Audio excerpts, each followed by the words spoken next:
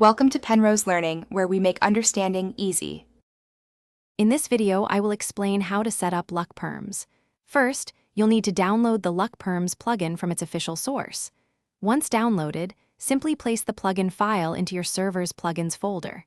After that, restart your server completely. This crucial step ensures that Luckperms generates all its necessary configuration files, preparing it for your custom permissions. It's a straightforward process to get started.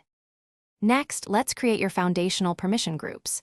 You can easily make a new group like member or moderator using the command /lp create a group name.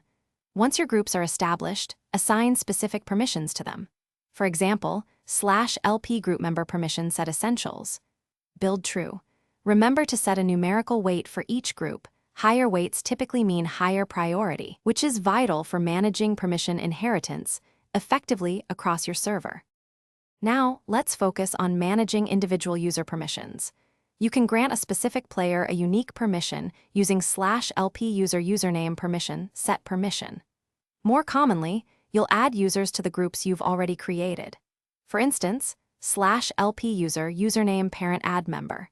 Understanding how permissions inherit from parent groups to child groups and then to individual users is key. This hierarchical structure allows for very efficient and scalable permission management.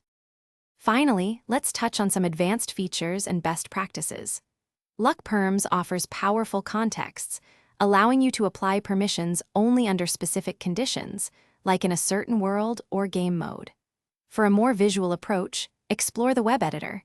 It provides an intuitive interface for managing your entire permission setup. Most importantly, always remember to regularly back up your Luckperms data. This simple step can save you significant time and effort in case of any unforeseen issues or data loss. Thanks for watching. If this was helpful, leave a like and consider subscribing. See you next time.